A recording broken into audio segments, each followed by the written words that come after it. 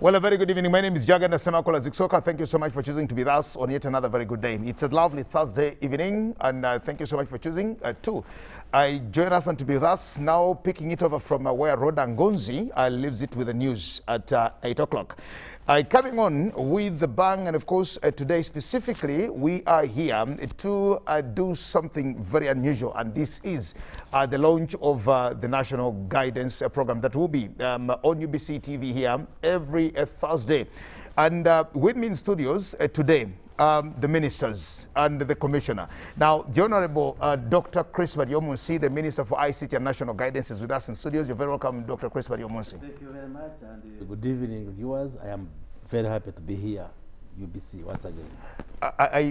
I forgot to tell the people that you're the Member of Parliament for Kinkizi East. You know, the Bible says the wise men came from the East. Oh, so now it's well, that's another very good one. Now, we don't know where East is. We don't know where East is here, or East is in Kinkizi, and or wherever there is some East is a good one. Thank you so much. But again, the Bible reminds you, yes, they came from the East to see a very great man in the West. Oh. They're going to see Jesus. Okay. The great man in the West. Okay, no, thank you very much. Welcome, the Honorable Godfrey Kavyanga, State Minister for National Guidance. You're also very welcome, sir. Thank you very much, Jagenda. Yes, I'm happy to have you. I am now the great man they came to see. You are now the great man that they came to see in the West. Exactly. Well, that's very lovely. Thank you very much. And thank you for joining me and for being with us in the studios today. And of course, we also have with us in studios Ndugu Kakonge Kambarage, the Commissioner for National Guidance. Karibu again. Thank you very much. I'm glad to meet you, Jagan. But you don't grow. Yes. We also want national guidance to stay around as long as even beyond. Why am I not growing? Are you not using your ears? I am actually growing, but thank you so much. Yes, Honorable Minister, Honorable Ministers and Ndugu Commissioner, thank you so much for having allowed to join us here. And of course, to let the world and the public of Uganda know that we will have these engagements, especially as far as national guidance is concerned. But why we are here this afternoon, this evening, is predominantly to set the ball rolling and to let the world of Uganda know what is embedded in national guidance. Honorable Minister, I want to start with you as Minister for National Guidance and ICT to set us and to get us going.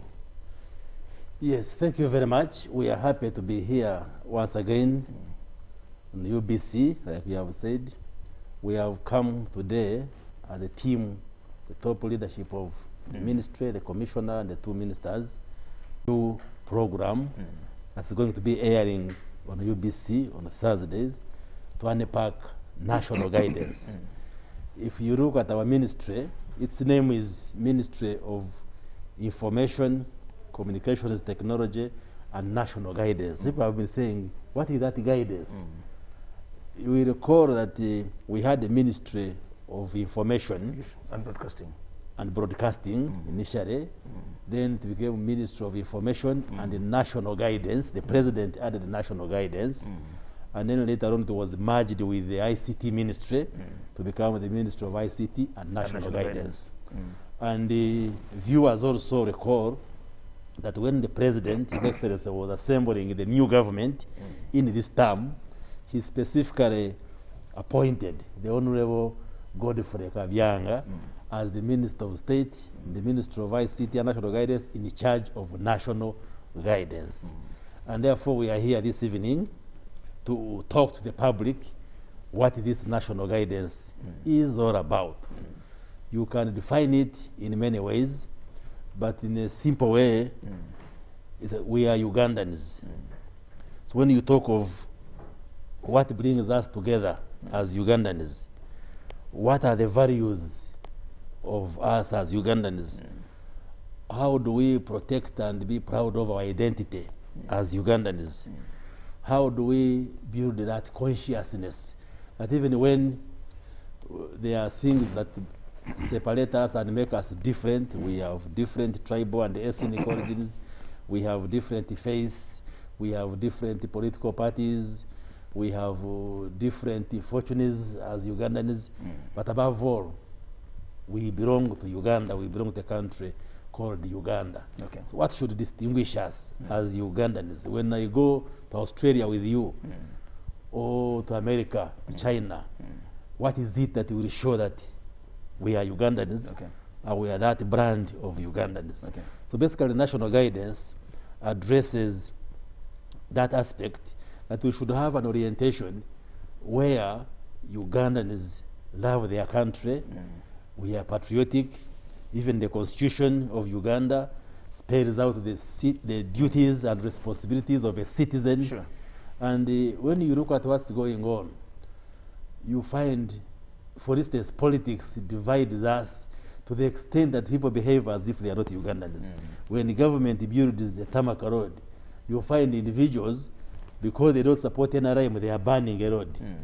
Are you really doing your responsibility as a citizen? Are you patriotic?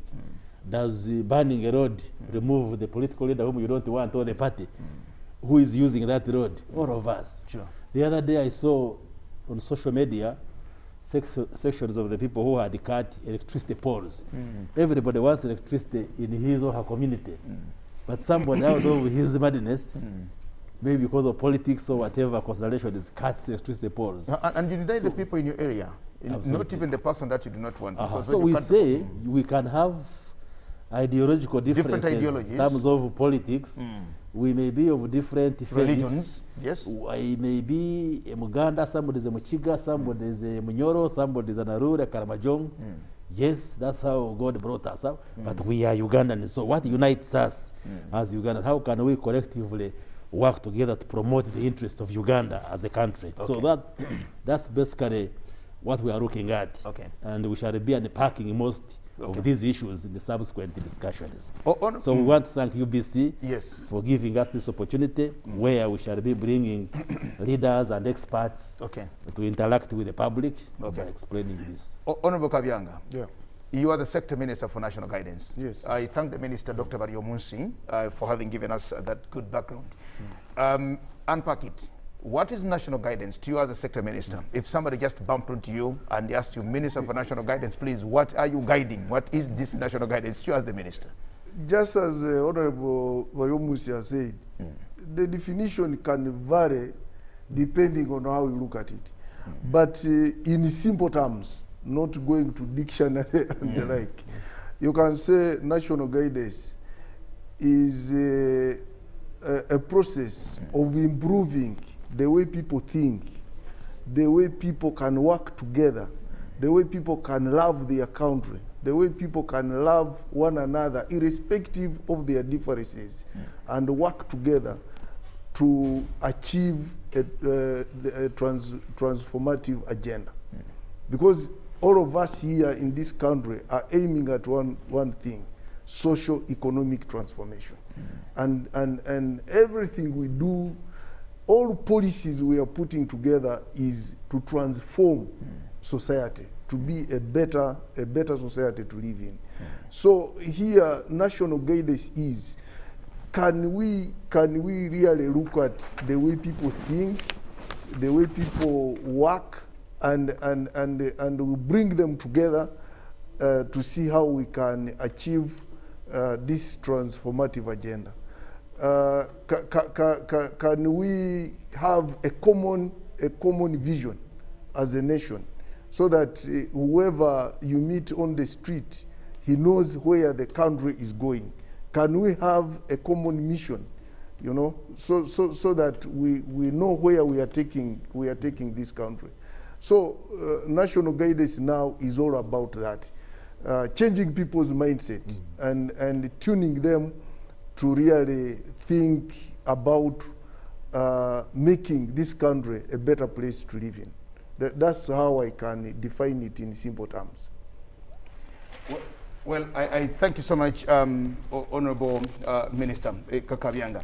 We are implementing the Vision 2040. Now, you notice that I think it was in 2013 when we launched, and when you look at the Vision 2040, here is where we are now. We are looking at another 20 years from now, 19 years, to achieve the Vision 2040. It's possible to achieve the Vision 2040 before Vision 2040, but yet again, it's a standard that we've set. Looking at our trajectory in this country, in as far as national guidance is concerned, I want you to help us understand where we are and how plausible it can be or it is for us to achieve that a country, a middle-income status country that we want to achieve by 2040 in as far as national guidance is concerned. Yeah, we can achieve Vision 2040 even before 2040, but we may not achieve that vision unless people all understand where we are going. We may not achieve Vision 2040 if people don't love their country, because all programs, all projects that feed in Vision 2040 can only be possible if people understand them and if people know what that vision is all about, and if people participated even in coining the vision. Those who didn't participate should be made to understand, and they love it. So if a country has a vision, is it a shared vision? Yeah, if a country has core values, are they shared core values? Sure. So we cannot achieve anything as a country unless we have all put our hearts on what we are doing. Okay. And the national guidance now is that's what we shall start with. Changing people's mindset. Okay. Mindset issue is the biggest problem. We'll talk about mindset, because I think I'm so passionate about mindset itself. But to you, Ndugu Kambarage Kakonge, Commissioner for National Guidance, let me just draw you to something very close that Ugandans don't seem to appreciate or understand. This is called ethics and integrity. Now, when you're talking to the public, when you're talking to people about ethics and integrity, they'll tell you ethics and integrity is predominantly for civil servants or for public servants. Somebody will tell you the Minister for Ethics and Integrity is charged with managing ethics and integrity of maybe fellow ministers and the other government officials. When we get to national guidance, who is part of national guidance? Whose responsibility is it to guide the nation? Is it you, the minister, the commissioners, and people in the ministry? Whose responsibility is it to ensure that this country is guided in as far as guidance is concerned? Thank you, moderator. Where do we start? Let's start with this individual. Before he goes anywhere, who is he? What is he? Because if you have not understood that one, so it is me and not you or them. Where do you start? If you don't internalize and know that one, for example, you have to know you are in Uganda and you didn't choose to be in Uganda. You were born here. Once you are born here, the rest is a formality. Do you accept that? Do you recognize that? Are you willing to work like that? Now, when there is a problem there, then you cause the existence of national guidance. So national guidance is there to make you understand, internalize, know that it is you, an individual. And if you don't start with an individual, then there is a problem. Our problem we have, these people, they think they don't say I. The moment you don't say I, and that's why in one of the recordings and so on, first thing you must love yourself. You must know yourself before you move anywhere else. If you don't love yourself and know yourself, you're even not going to clean yourself. You'll be dirty, you'll be everything. Now, how will you associate with a neighbor? So you prepare yourself to associate with a neighbor. Now, when you are, why are you associating with a neighbor? Because alone you can't survive. You need this neighbor. You need the other neighbor. But if you don't know yourself, you will not know even how to approach this one, how to approach that one. So that's the starting point. Now, once you have internalized that one, then cooperation with these others, you'll be setting a target, your own target, that it is this one. Don't let other people choose for you what you want. That relationship will not last. The one which will last is when you have known yourself. Therefore, you will know what is missing and what you want. And therefore, what are you looking for? Okay. Why are you out there? Okay. If you don't know it, it's like when you send your child to the school. If he hasn't learned from you, going to school is good, or neighbors, you will go there and play. But if he has not, I want to be like the other one, because the other one is good, I want to be like the other one, then you have started the journey. But if you don't know yourself, that journey you will not start it. Okay. Our main problem is the people have not known themselves, therefore they have not known that responsibility, and they don't know what struggle is involved. Okay. That's why you come there and say, empower you. Now, why are you asking from me, empower you? Give me. So in other words, you have known you don't have and he has. That's why you go to him. But then how to transit, you have not known that problem. So that's why national guidance is there to guide. Know yourself, love yourself, you know your needs, then you can move to the next one. Everything in this country has tended to be politicized and polarized. We get to levels where we think that if you are in the National Resistance Movement or a sympathizer or a supporter or a member of the NRM, everything in NRM or everything that the government does has to be good. If you have issues with the NRM, then everything that the government does also has to be the other way. You definitely have to oppose, because the moment you seem to agree, then you're losing your earlier position. There is that polarization. But let me address you on the issue of mindset, the Honourable Minister. When you look at the Vision 2040, of course it addresses a mindset. NDP3, Section 18 of our NDP3 is very clear on what mindset is. When you look at these are the programs that we're having, for example, the parish development model, it hinges on one of the pillars, which is a mindset affair. When you go to the East African Vision of 2030, when you go to the African Dream of 2063, all these actually talk about the mindset. And surprisingly, our African mindset seems to be the same. Now, because we have a mindset problem, do you think that unless or until that is shaped or worked on, can we be able to talk about national guidance and the people understand? Because when you vouch to come out and say, this is actually what I'm saying and this is what I'm promoting, then either the government has given you some money or you want to get some money from the government. There's nothing that you seem to do here, and just seems like it is a patriotic duty. The mindset of Ugandans, Honorable Minister, do you look into these things? And when you look at the country, when you look at the people that you're trying to guide and they have a very corrupted mindset, do you think this will be easy for us to assimilate? Yes, thank you very much. That's one of the biggest challenges that we have, not only in Uganda, but on the African continent. I have traveled widely in African communities. And what obtains here is what obtains in many other settings, where we get polarized along some of those areas, whether it's politics, whether it's religion, whether it is tribal background and ethnic background, and it's a huge challenge.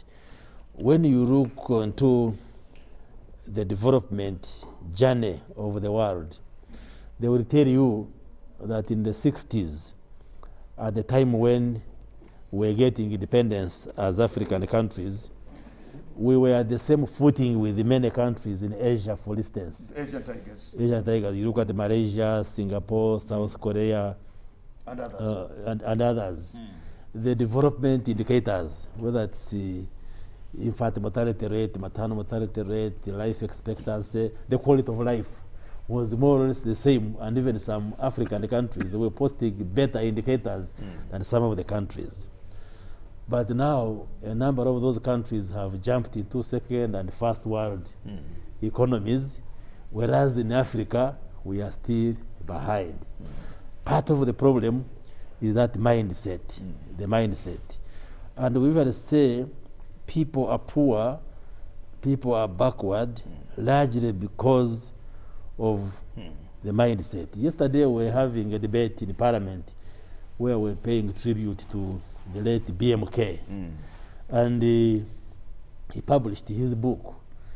And when you read the book, this is a gentleman who dropped out of primary 7 and went into business. But at the time when he died, he's a household name in Uganda and he has achieved a lot, meaning that you can still prosper despite those hurdles and hurdles in life regarding your background.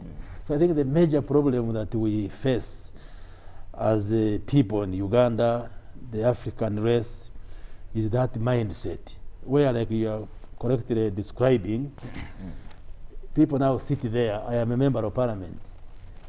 People sit there and they think you, as a member of parliament, the councillor or the leader, you are the one to solve their problems. Like Commissioner is saying, even making them clean. So that consciousness that someone who has the responsibility to develop himself, to clean himself, to provide for himself, is getting eroded because of the way maybe we have constructed our politics and we have constructed the way we are bringing up our children and the whole setup of society. And the major argument we wanted to put is that we must rethink the way we are being shaped and constructed when our children are born and when they grow up. There is a difference between human beings and the other living things. You see a tree in a forest will just germinate and just grow. An animal, an elephant or sheep or a goat will just give birth to a kid or and it a young grows just one like that. and just grows without guidance. Even the Holy Books speak to it that a human being was created, was given wisdom. Even when you read the chapter of the book of Genesis in the Bible, I think it was chapter 1 of verse 28, where after the story of creation, God said, go and create dominion over all the things I have created. In other words, human beings are exceptional. They're given mandate Yes. to have dominion, And to even subdue. from a biological point, you can see when you examine the brain of a human being compared to other animals and so forth. So for us, we are much more than other living things. So we should be able to use that God-given intellect and so forth to develop ourselves. So we've been spoiled by politics and a toxic environment, where, for instance, when the government sends money to facilitate the ordinary people to develop, they will translate it into a casino. Oh, we voted the president, he has now sent us money for yoga to share. Yet actually this is seed money which you should use to develop yourself. And we have had, for instance, several programs Quite a number of them. where this seed money comes. But because of the mindset, yet the government is trying its level best to see that let us facilitate you to start off. People usually say, you see, I would have done business, but I don't have capital. And we usually commonly say, the word capital comes from a Latin word, caput, which means the head. That's what it means. When you say I don't have capital to start, it means You're literally saying you have no head. you have no head. Or you have nothing on the head. Or nothing in the head. So this question of mindset is extremely very important. And unless we address it, for Ugandans to love themselves and therefore love their neighbors and therefore love their country, follow the Ugandan motto when you look at the for God and my country. At times we don't consciously observe some of those and see that as Ugandans, what are my responsibilities? What are my duties? Somebody might be in a different political party or profess another faith, but we are Ugandans. and we can benefit from each other. Okay. So that is the drive which we are now going to be bringing through these regional talk shows, so that we reorient ourselves as Ugandans, that even when there are things which separate us, but there are many more which unite us as Ugandans. And once we address that mindset and we change and refocus, I am sure we shall be able to make much more progress than we have had here in Uganda and in the rest of Africa. Okay. Well, thank you so much. General Bukabyanga, just before you take a break, I want you to pick it up from where the minister leaves it here. And when I look at the mandate of the Ministry of National Guidance, for example, there is what you call, or there is what is called the promotion of national ideology, good democratic governance, and a transformative mindset. It's one of the mandates of national guidance. When we talk about that, we also talk about here the promotion of patriotism and national character. We talk about building a unified national value-based system. Now, these are all issues that I want you to address us on as we unpack a national guidance after this particular short break that we're going to take, then return for you to help us understand the things. We'll take a break and return hereafter.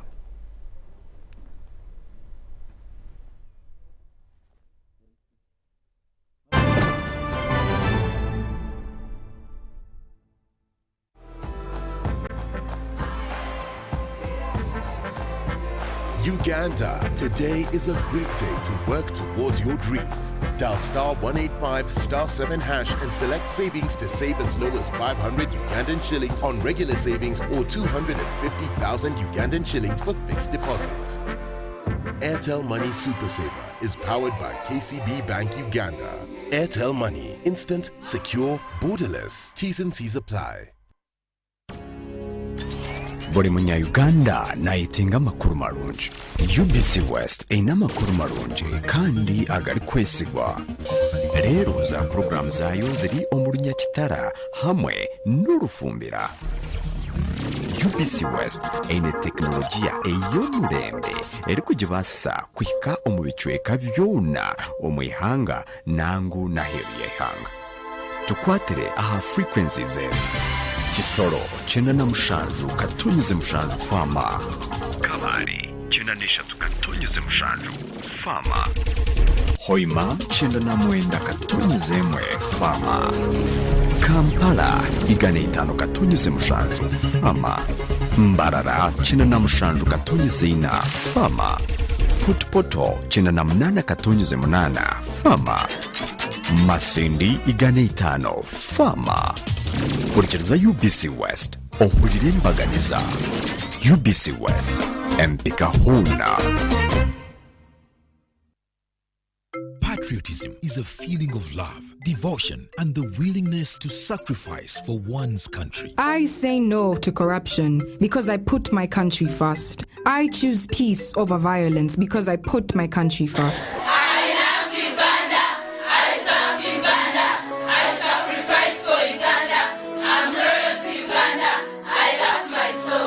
Patriotic, Uganda first. This message is brought to you by the National Secretariat for Patriotism Co Uganda, Office of the President. Echa COVID-19 kijja kugwa only if we stay at home, observe physical distancing, wear masks properly, sanitize or wash our hands with soap and water regularly, or get vaccinated now.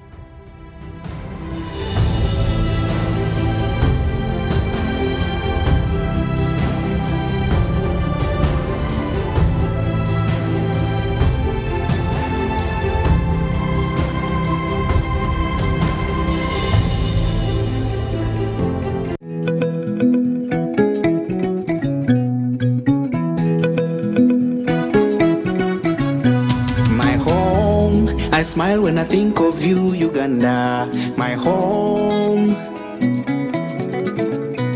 My home, I dance when I look at you, Uganda, my home. Oh, my Uganda. I know with you I'll always stay forever. I know, because I feel that we belong together. My home.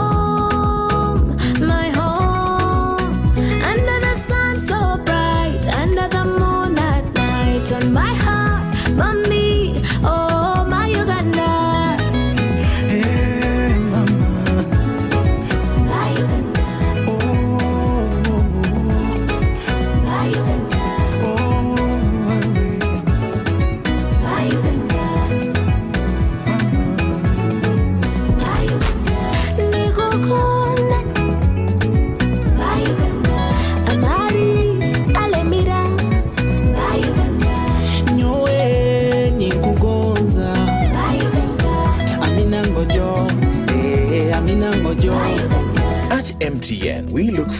to starting another exciting journey together to grow our home, Uganda.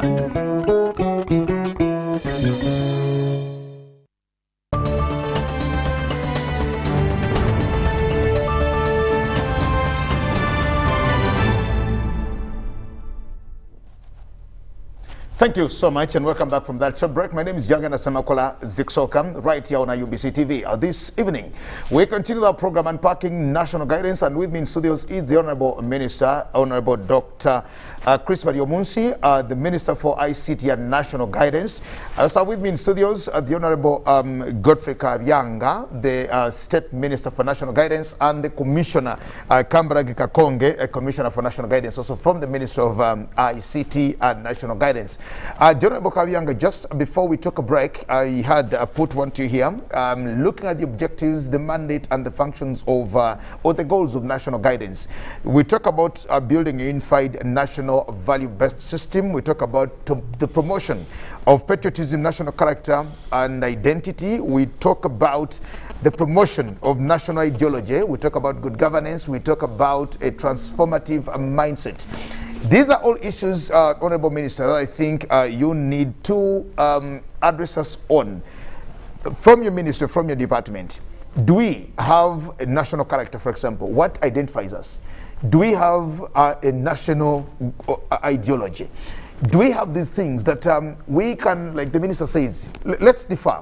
Let's differ politically, let's differ religiously, let's differ on all these other fronts, but let's remain Ugandans now. What is this thing that brings all of us together and say, I am Kabyanga from Kasese, I am Ejage Samakola from Salama, I am Kakonge from wherever, but we are Ugandans. What is this? Obviously, we have national symbols. We have even, for instance, look at our anthem. And you sing it and look at the words which are there. In the anthem? In the anthem. Do you know that some people sing that national anthem, but they don't even know the words? Sure. Yes. They just sing the tune. Exactly. Or they just hear the tune and understand. And after that, they sit down. We have other symbols like the flag. Obviously, the country has, if you read the constitution, there are objectives in the constitution, which really defines what this country is. But are we following this? That is the biggest problem. Look at our motto, for instance, for God and my country. Do we have it? Do we recite it and follow it? Your motto is for God and my country, and then you go and abduct a child and sacrifice that child. For God and your country. For God and my country. So you're looking at that. So it just implies you don't even know what your motto is. Yeah? You don't know completely. We have core values, for instance, transparency, gender equality, inclusiveness. You know, all those are values, core values of this country, which are well defined. But do we practice this? Is there gender equality? Is there transparency? Is there democracy? One of it is democracy. Is there democracy? You know, all these things are there. We know them, they are written. But the issue is, are we practicing them? If we are doing it, to what extent? So now national guidance is where we shall begin. We have to tell these people, these are our core values as a country. If it's gender equality, it should be gender equality. People think gender equality is about promotion of women. Because now gender has become an issue of women in bring the women to the same table with the men. Exactly. And you've equalized them. Exactly. Now, at one point you meet, there are men who are suppressed. You know? So all these are things which we are... Yes, during the war in northern Uganda, we did studies what we call masculinity studies, one of the key findings that the men had lost their power as men because of the war. And so when we talk of gender, like he's saying, you have to look at both sides. To balance sides, both of yes, them. yes. The men had become powerless because of the war. Because of the war. So that is the biggest problem. What you are saying is what now we are going to build as national guidance. What is our identity? What can we be remembered about? Everybody who saw me dress today, he was saying, you have dressed like a Nigerian, which implies. Exactly. Exactly. Everybody was like, hey, you have dressed like a what? A Nigerian. You have seen even there are some fashions here which they call it Nigeria. Now, what is our fashion as a country? Those are the issues now. Because Nigerians don't have to don in their national colors. Not at all. Ugandans. To us, we think that when you put on black, yellow, red, then that's the only time That's you can exactly. Yes, but in Nigeria, there's what you put on and they say that is Nigeria, that is Ghana, that is all these things, that is that. What do we have in Uganda that you can actually put on and we do not look at you as a Musoga or as a Mugisu or as a Lugwaro or anything, and we identify as Uganda. Exactly. So you just find that our country is not really a nation as such. Country, but with the very small nationalities. Someone still thinks he's a Mukonzo from Kasese, another one still thinks he's a Munyankole, another one still thinks he's a Muganda. So if you put in a Gomas and a Kanzu, then you are what? You are Muganda, just as you have said. Now, as national guidance, we want really to discover ourselves as Ugandans. How can what can we identify us as? And just as you have just said, like one Chinese friend of mine before COVID came here, and I took him around the Muvuku irrigation scheme, and water was flowing, and he was saying, "Are you pumping this water?" I said, "No, we are not pumping water. It just flows naturally." Say, you people. And the irrigation scheme is not well utilized. I said we lack some capital to put in. Then when we were coming from there, we bypassed the church. And it was around 2 o'clock. And people were singing and dancing. So he asked me, what are those people doing? I said, they are praying to God. and I jokingly told him, they are praying to God. Probably a miracle might happen. Minister said.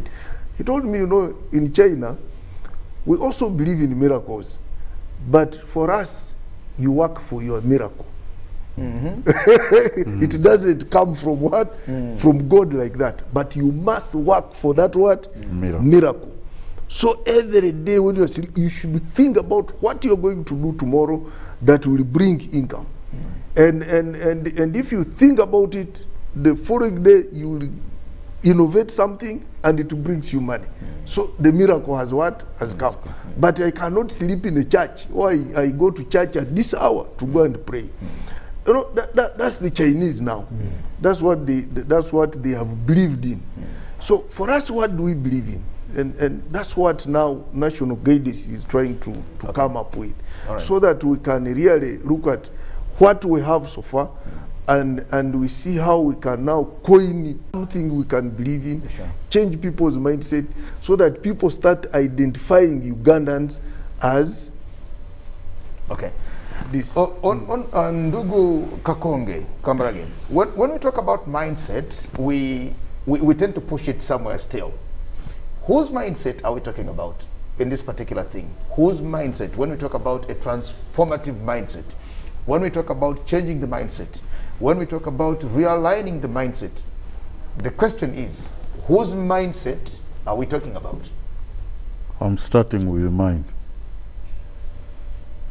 Then if I have to share with you yours, because if we can think in the same direction, then that's our mindset. What are we looking for?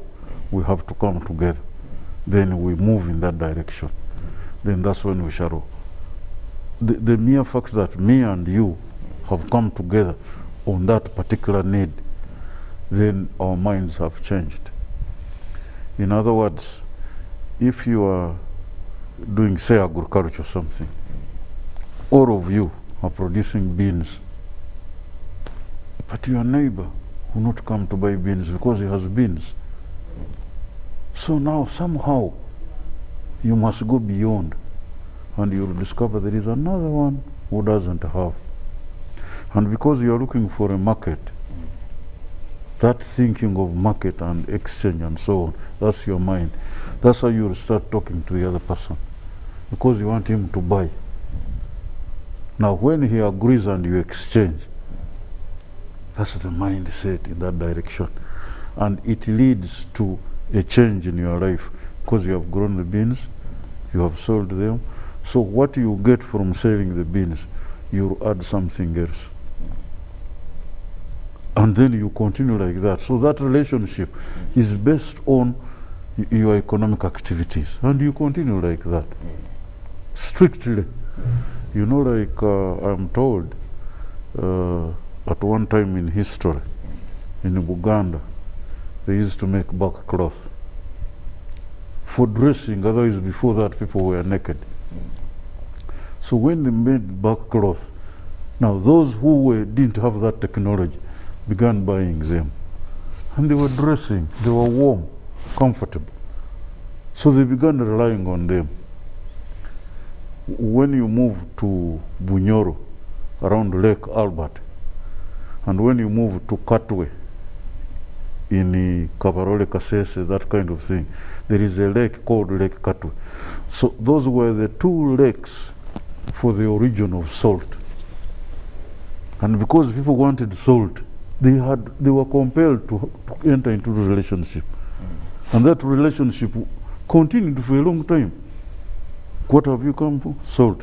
Then those people would get the salt, wrap it together properly in banana fibers or banana leaves, then bring it this way, because they knew there are people who wanted salt. Now, in the whole of East Africa, because when you go to Kenya, you will find it in Lake Magadi. Those were the three main sources of salt at that time, and there was that linkage because of the need for trade. So that's the mind. Your mind is, I must exchange, get what I don't have, so that I develop. And since the other one is also exchanging to get what doesn't have, so because of that mutual need of exchanging to get what you can't produce, and you have pleasure, you are happy, then the relationship continues. Okay. You continue dealing with each other. Okay. And specifically, why I actually asked you why, I want to know whose mindset we're actually trying to address or talk to about. We normally want to put ourselves in a position of leadership and say, it is with the leaders, and we are now trying to change the minds of the people that we're leading. Who are your stakeholders in all this? We look at the other quarters, we look at the religious leaders, we look at the cultural leaders, we look at quite a number we look at the civil society leaders, where at times all this is still bounced back to some human being who I actually do not know called government. The government has not done this, the government should do this, the government has not done this, government yetuyambe, government should do this, government should do this. And you tend to think there's somebody somewhere called the government. And when you ask them now, even those in government, especially if I'm in your position as a councillor in the council and I'm in your position, I also ask from government, I demand from government, because I detach myself from government. I am a member of parliament who is in the opposition.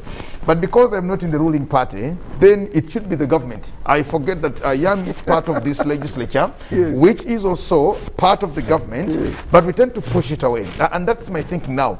When we talk about all this, because we have very good documentation, and it's amazing that countries come from wherever, come benchmark us, look at all the things.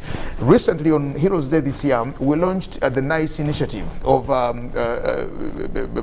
Ndugu Baribona, the NICE initiative of civic education and engagement and teaching Ugandans how to really be Ugandans. And we're thinking, do you have stakeholders, do you have partners who appreciate, who understand these things, people who are saying these things out, or it should be Honorable Baliomunsi, Ndugu Kavyanga, and Honorable, you know, is it the way to go? Where are your stakeholders and partners in this whole thing? Actually, you remember when I told you start with the individual. Mm-hmm. And when God created you and said you are in charge, And you must earn through sweat. That is the connection. Now, if you don't recognize that one, I have nothing, and you don't work, you have nothing. But the moment you work and get something, because you have got off yours, you have eaten, then the rest, what happens? You have to exchange. So it is those economic forces that compel you. It is not a voluntary thing. But it can only compel you when you have understood it and the implication and the results of it. But if you have not seen it, you just leave the things there. So in other words, national guidance wants to sensitize these people, to make them aware. Actually, to sensitize us, all of us. All. Because even you're going to sensitize me. So like as a ministry now, we are also sensitizing ourselves. Yes, because like now the team of national guidance has been going from ministry to ministry. Ministry. To me, that's what I'm actually probing. That's what I'm looking for. They have been going from ministry to ministry. They have been to Ministry of Foreign Affairs. They have been to Ministry of Justice and Constitutional Affairs. They have been to Ministry of Works. Yes. Talking to commissioners, because to heads of departments. I don't want to think by default that because you are in government, because you're in ministry, then your mindset is right. No. Your mindset. No. You see, broadly, the government is there to give leadership, to give direction, and pave a way of how the country is going. But definitely the responsibility rests with all of us as individuals and as institutions. Let's take an example. Parents, you hear them complain. Open the schools, you government. Our daughters are becoming pregnant. But what are you doing as a parent? Because this daughter of yours... You've relegated your responsibility to some teacher somewhere who should take care of it. We closed the schools because of COVID, and your daughters and sons are with you as a parent at home. Now you want to blame government, but we can as well say you are failing to do your part. So the parents have a responsibility. These children, we bear them, then we raise them. So responsible parenthood is a right in the Constitution. Absolutely. It's a responsibility in the Constitution. Let's look at the religious and faith-based leaders. Yes, now I know the churches are closed, the prayer place because of COVID, but the religious institutions have a very big role to play in inculcating these values and ethical behavior in the population. When the NRM government restored the traditional and the cultural institutions, the major reason was let the cultural institution be reestablished and they promote the good values within the cultural beliefs. Although some of them tend now to go into politics. But the major reason why they were brought back were for them to promote the positive culture. What is good about our culture as Baganda, as Banyankore, as Batoro, as Banyoro, that the cultural institution can promote, and so forth and so forth. So, yes, we are here as a ministry, as ministers, we give that guidance, that direction of the government, but all of us have that cardinal responsibility. You asked earlier on ethics and integrity. Sometimes people confront us, you people in the government, you are corrupt. One person was giving an example. That a bus driver had overloaded the bus, and then he bribed a traffic police officer, and the traffic police officer continued. Told them to carry on. Then I said, but why are you blaming the police officer? You're not blaming the other person who bribed. Yes. And even the passengers the passenger who saw that the bus is full, they said, no, we must board and go to Absolutely. So much as, yes, you may be quick to say this government official is corrupt, but you are the one who is corrupting him. You are the one who has come to the office to bring a bribe. So it takes two to tango. For instance, if we are successfully fight corruption, then all of us must be involved. Even you, members of the public, who just walk to an office, you know the service is free, but you put out money to pay a government official, and then you come out to complain about corruption.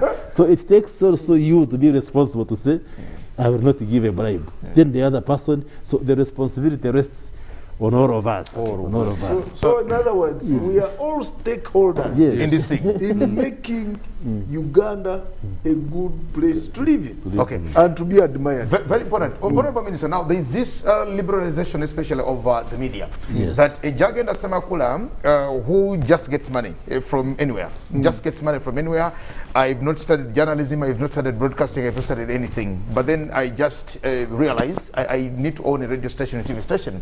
And the other day, I have a license, I am operating, UCC has okayed me, and I'm there. On my radio station, on my TV station, is from morning to evening, there is a witch doctor telling people all sorts of things. There is a herbalist teaching people how to do all these things. There is we have experts. Esenga. Esenga. We have Esenga, we have a Koja. I want to hear from you. Actually, it's good you have raised this. Let me now look into the camera and warn those Ugandans that we are a new team in the ministry, and while we have not come to gag the media and impinge on freedom of expression, but we have to regulate use of the media and communication. What you are raising is correct, that we have liberalized the media space. We have now over 300 radios, close 60 TVs, we have social media, we have print media, a lot of platforms, which is a plus for our government. But a number of us Ugandans are abusing that freedom and that space. And we are going to strengthen regulation of this, so that we use these platforms to improve the lives of Ugandans, not to go and insult people using this platform, not to go and start saying I have herbs or whatever option is they cure COVID. Someone was telling me somebody is advertising that he has herbs and which cure COVID. Falsehoods. And they have followings. They have a very big following. Following them, so many people listening and following So them. as a ministry, we are now reviewing the laws. For instance, we have the Uganda Media Council, which regulates the profession of the media, the industry. We are going to require, for instance, I can announce, that you practicing journalists have to register as per the law, and we shall review the licenses. If, for instance, you breach the minimum broadcasting standards, we shall invoke provisions of the law. So we are going to strengthen regulation so that we use these platforms to give something of quality to Ugandans, but not to use TV and radios and social media to just cause chaos and adulterate the mindset which we are talking about. So this is the ministry responsible, and we shall. To me, because when you look at the youth, for instance, yes, the youth, what kind of information are they consuming? Are they consuming? Those are the questions we must ask ourselves. Should we allow our young people to access the pornographic material at that young age? So those are the hard questions all of us must ask ourselves as parents, as Ugandans, but also us as leaders. And the government is there to give direction. To me, thank you so much, Honorable Minister. To me, that's one of the challenges. And once that is actually sorted, once that is done, once that is managed, because we are experts of everything and anything. The government has a position, we have things that are standard. And you tend to think, yes, Honorable Badiomus is minister today, maybe tomorrow he will not be the minister for this, he will be minister for another thing. And you will be the minister here. Now, you're castigating this, but then what will happen? Because this is a government policy, this is a government program, or whatever that is. Honorable Kabianga, let me hear from you. What about if this country was guided the way it should be? How would it look like? If we're guided the way it should be, how would this country look like? It would be fantastic. Would we love it? You know, Churchill called it the Pearl of Africa. If it was guided, it would indeed be the Pearl of Africa in real terms. You're getting it? It would be a very beautiful country. Because if you have traveled in this country and you have traveled in other countries, you see what Uganda is. But I think we need to love it. We need to be patriotic. We need to listen to the guidance, for instance, of the president. The president has guided. He has put in place programs which are wasted. You know, me, I have a background of local government because I've been a local government leader. But look at NADS. They distribute goats, cows, and then if you know, goats of NADS have tags. That's the difference with the other goats. And if someone found a goat knocked with a tag, he'll come and say, hey, Mayor, your goat, your NADS goat has been knocked. He doesn't even when he knows the owner, but he comes and tells you your goat of NADS has been what? But you know, NADS donated it to someone to improve his livelihood or her livelihood. So you just find Emioga money, they bring money, it is seed capital, and you know seed, I think in Muruganda you call it a sigo or something like that. You're supposed to plant it. But as soon as you get the money, you eat it. Then the following day, you know, government has done nothing. So what do you want government to do? So if this country was guided with all these resources which we have, we would be far. But it's not too late. And it's not the worst country. Okay. It's not the worst country. I think we all need to now develop a spirit of patriotism. We start loving our country. We become accountable. Because it is a problem of accountability. Even we political leaders are not accountable to the people we lead. Civil servants, all of them need to be accountable. And as soon as that is done, all these loans which we are getting, they are put to proper use. All this money government is pumping in, parish development model is put to proper use. The next 20 years, 2040, Vision 2040, everybody will be in the middle income class. But are we ready for it? Yeah. So now the Ministry of National Guidance is what we are struggling with now, to see how we can guide our people and to see how even we ourselves can accept to be guided. All of us are stakeholders in this. We need guidance and we also need to guide others. Even cabinet, we shall go there and they say, Prime Minister, call for us cabinet ministers. And we talk about ideology and we talk about the Uganda we want. Yes, so it's not that we shall only go to those villages and the like. And then we are also looking at, when I was growing up, for instance, I think tribalism is one of the biggest problems now which you have, and sectarianism and the like. But me, for instance, I came from Kasese and studied from St. Louis.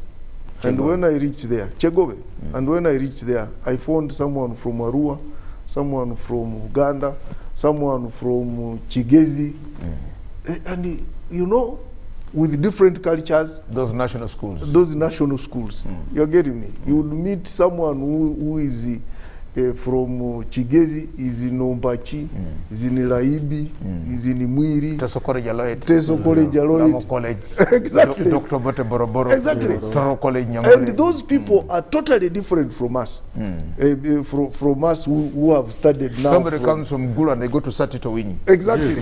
And you just meet Samuel Baker. And you just meet such a person has friends nearly in the whole country, and he understands that all people are the same.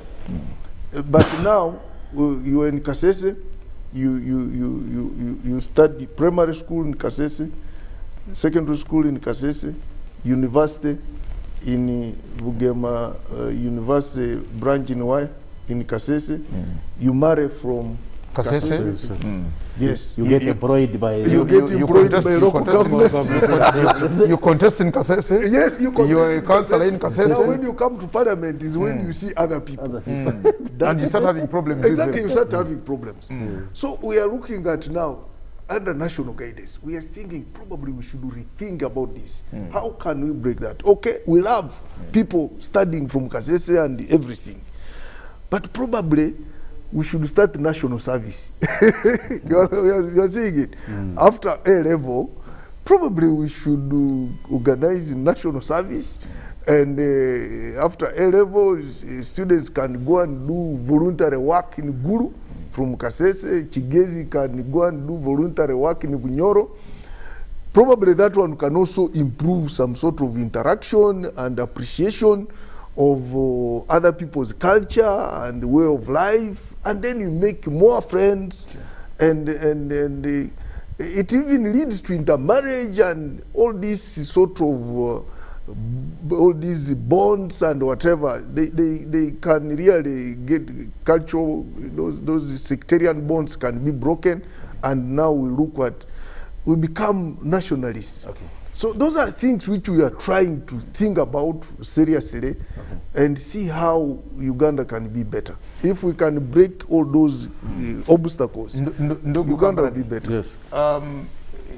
Let's get to this. Now we talk about patriotism because Honorable Kabyanga he has hinted about patriotism. Now, when we talk about patriotism, the Ugandan mindset is you are teaching people to support and love Museveni, the president of Uganda. You are teaching people to love and to support the president of Uganda called Mr. Museveni. Patriotism. Why do you teach us patriotism? Number two, when you take people for leadership trainings at the National Leadership Institute in Chankwanzi. Now, everybody who was not going to Chankwanzi will say, you are being taken to Chankwanzi to brainwash you. How shall we manage? National guidance. The first, because we do research. Now when you do research, you see those shortcomings and you try and understand them. Why are they there? For example, all these years we have been here, there has been in Tandikwa, there has been NADS, there's Poverty Alleviation Fund. The people are not transforming. They are not getting to where they behave differently. You give a farmer a cow, then you tell him when it produces, give it to the neighbor. Now, how many years have passed? No, you starve the cow because it is a Museveni cow. And now I'm telling you, now the moment you call it Museveni cow, the name is not on the cow. The cow is ordinary, it eats grass and produces. Then they say the next one it has produced, give it to the neighbor. Then go on like that. Supposing they had done that one. Because now the whole of that village would be having cows. And their behavior would be, how do our cows feed? And the cows would feed where? Next, you'd get to the level of milk. Then they would discuss, what do we do? How do we move ahead? This milk. That is the transition which was anticipated, which was expected. You give them chicken. You know, in the past, when you had problems at home, the dad, as soon as it would come to holidays, he would send you to the uncle or the aunt with instructions.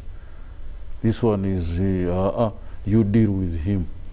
Where you have been sent, early in the morning, first thing you pull out a hole and dig, cultivate. And if you didn't bring water or whatever, a cane would be there, which you have brought yourself. But through all that hardship, which the parent here didn't want to undertake, maybe he would have made mistakes. But out of all that, you'd be given chicken, isn't it? You go back to the parents, you come with a chicken. That was a special chicken. You always looked for it, 24/7. If it started laying, you count the eggs. If it started, the eggs hatched. So you have now a mentality, a mindset of farming. It would happen in that kind of thing. So now, that's why the government realized to transform these people, they may not have what to start with. Like the Honorable Minister was saying, give them a seed in Sigo. Give them a seed, but they have not followed. Now, why haven't they followed? Somebody else is distracting them. Because the thing was like it is free, but in the spirit of sensitization and awareness, you would have known it is a seed. But probably, let me ask you, Mr. Jagan. People call brainwashing. Why shouldn't I wash a dirty brain? Because this is a dirty brain which is thinking about cutting people in Masaka, which is thinking about stealing in Nansana, which is thinking about soliciting for bribes. Yeah? If we say it is civil servants or we politicians, we are thinking about getting kickbacks. That's a brain. So if I take you to Changwanzi and wash that brain, what's wrong with that? You know, that's what they call brainwashing. Yes, if the brain is dirty, it should be washed. It should be washed. Why don't we wash it? Dirty brains. Dirty brains. Why don't we wash those dirty brains so that they become clean? So me, issues of brainwashing, I don't care. You look at it from a different angle. From a different angle. You're very sure that brain needs to be washed. That brain needs to be washed. And therefore, if I can wash it from Changwanzi, if the dry cleaner is in Changwanzi, go and be washed. Go and be washed. Yeah, you've brought a very good argument. You come back a fresh guy, a person who has understood ideology, because all these things are ideological issues. People are not understanding why we are pumping money into Operation Wealth Creation. So why don't we wash their brain? Maybe I don't have any problem with that. Just like the argument of somebody takes the lion's share. Now, if somebody is a lion, then the lion's share is for the lion. A lion's share can never be for the rabbit. The lion after that takes the lion's share. The lion's share does not go to a cart, so a rabbit, whatever it is. Coming to you. The rat will not manage to carry that share. Of course, the rat or rabbit cannot manage to carry the lion's share because it's over the lion's share. Honorable Minister, it's just getting sweeter for me here, and our time is running out. I want to look at from now the policy angle. Any strategic policies that we have in place to see that this actually happens to us. Does government have any of these strategic interventions to see how this works and happens? Because by and large, at the end of the day, yes, we want to see a very well nurtured and guided nation that we are all proud of. Yes, we have scattered policy statements in various instruments within the government, but as a ministry, we have come up with an overarching, comprehensive policy on national guidance, which is here. We are yet to table it in the cabinet. In the coming weeks, we shall have it tabled, which consolidates all the thoughts about how we can guide this country going forward. And it lists the stakeholders, the policy actions, all of them are there. Like we've been saying, Uganda is a gifted country. And I have traveled widely, all corners of the globe. But Uganda is one of the best countries. If you look at the climate, you look at the equator cutting through. If you look at, say, when you get a seed and they just throw it in the ground, it just germinates. That's why when you go to Soga, they say, Jamera Jene, the fruits and so forth. But there are countries which are just deserts, and they have transformed into modern countries.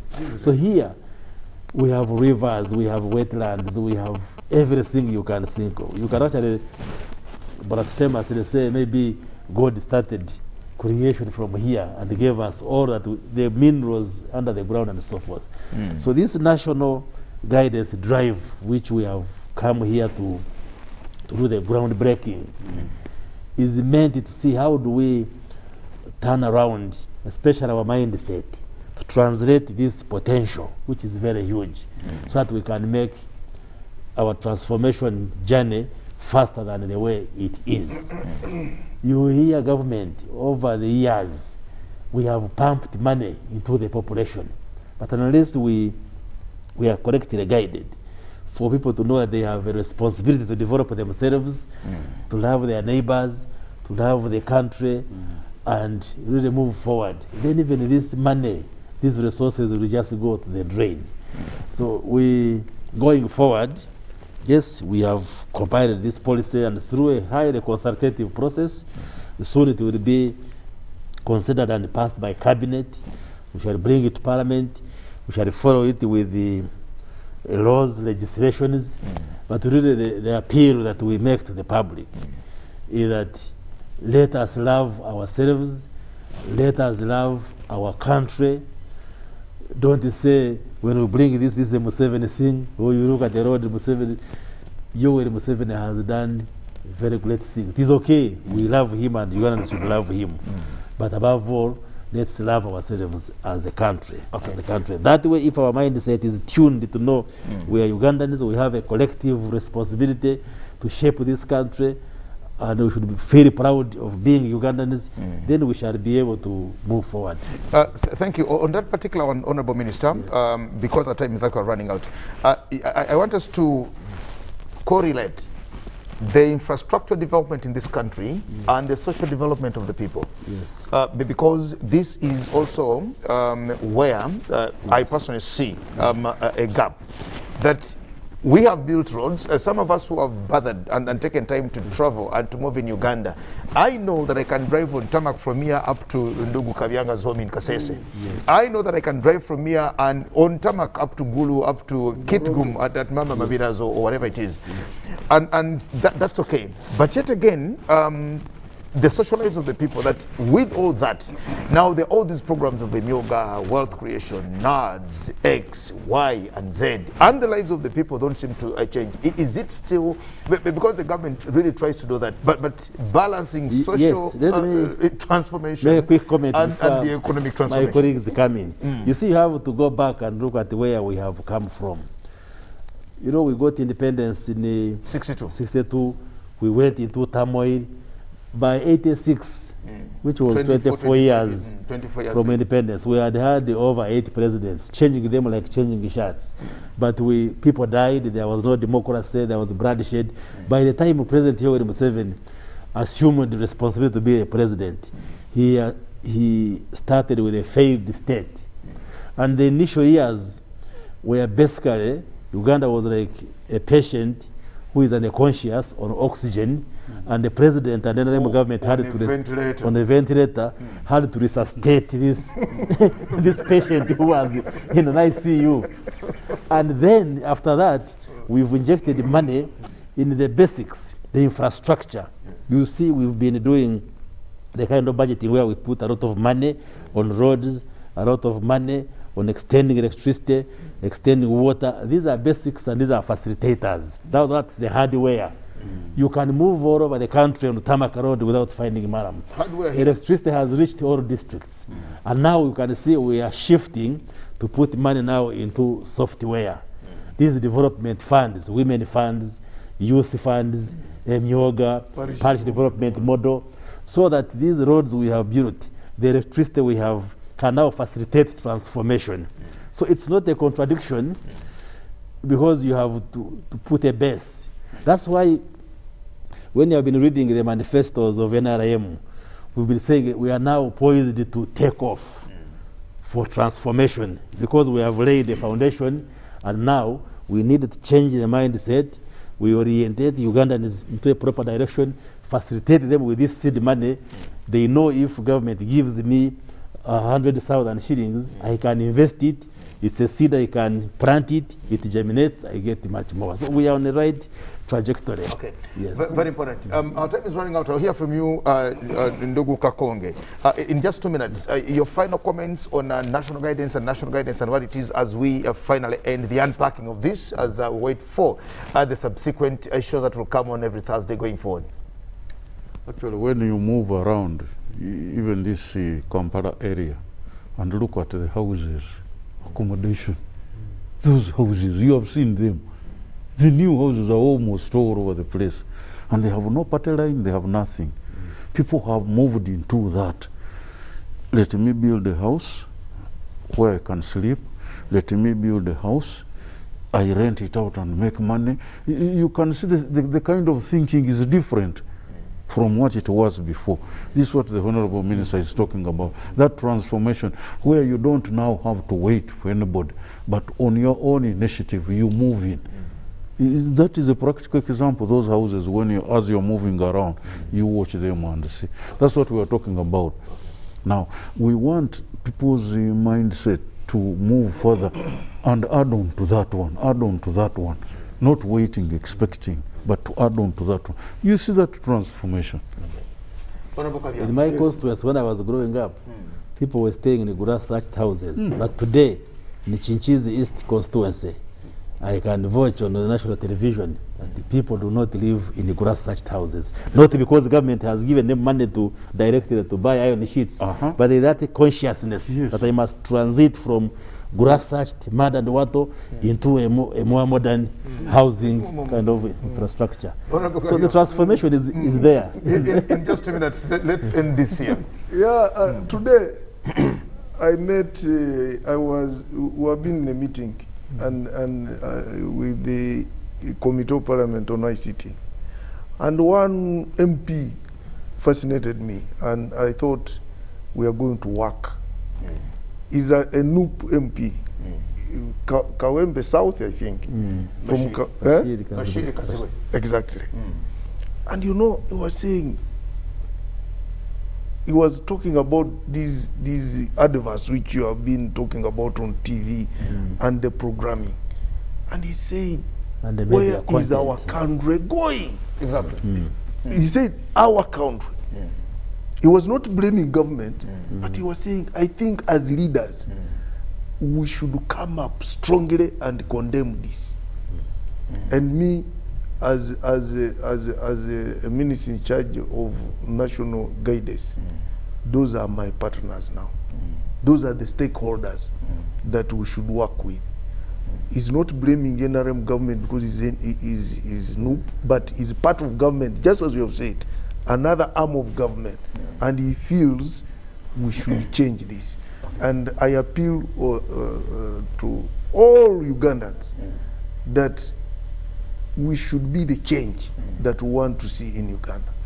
If we can do that, if we can follow that Mahatma Gandhi saying, then we are going to have a better Uganda. Okay. And we shall achieve the Vision 2040. Okay. Middle income status. Thank you so much, Honorable Kavyanga, State Minister for National Guidance. Thank you so much, Ndugu Kakonge Kambarage, the Commissioner for National Guidance. Honorable Minister, before I let you go, your final comment, and of course, I'll not let you leave the studios without saying anything about COVID, because it's still with us, it's still real. Even when you're guiding the nation, please, remind us about COVID in just 1 minute. Absolutely. COVID still remains a challenge.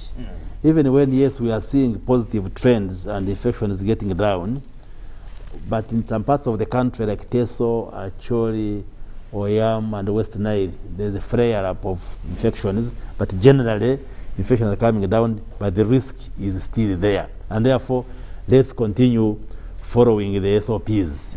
The President next week shall be addressing us on issues of schools and other measures. But our caution to Ugandans is that let's continue washing our hands with soap. Let us sanitize. If you can access sanitizer, let's put on masks correctly, social distancing. And we've learned to put them on and even living with them. Absolutely. Now it's a new normal. When I was just starting to put on the mask, I could keep talking while eating my own beards. Yes. Actually now, I feel uncomfortable if I'm not putting on the mask. I realize something is wrong until I put it on. That's a new normal, and let's avoid congregating in big numbers so that we can defeat this challenge of COVID-19. Okay. Well, I want to thank you all, gentlemen, ministers. Thank you so much, Honorable Dr. Christopher Yomunsi, the Minister for ICT and National Guidance, and also Member of Parliament for Kinkizi East. From Kanungu District, thank you so much, Lion Minister. Thank you so much, Minister Godfrey Kavyanga, State Minister for National Guidance, and thank you so much, Ndugu Kakonge Kambarage, the Commissioner for National Guidance. This has been the launch of the unpacking of National Guidance, and we just want to let you know that at UBC TV, the national public broadcaster, this will be happening weekly for the nation to be guided and for the nation to know where you're supposed to go. Just like the Honorable Kavyanga here says, he's picked a colleague from Parliament who thinks that, yes, this country needs to be guided. We don't have to remind our women who were naturally and beautifully created that they should now have artificial stuff on their bodies, artificial breasts, artificial bums, artificial everything. And this is everywhere on TV, and somebody says, you look at a woman walking on the streets and she is not a human being, artificial. This, I think, should not be this country. We need to have something that defines us. We need to know who we are. We thank you so much. My name is Jagana Senokola Ziksoka. We'll leave it here for now, as we also set away for our bulletin at 10 o'clock. I see you again. For God and my country, stay blessed. Good night and bye-bye.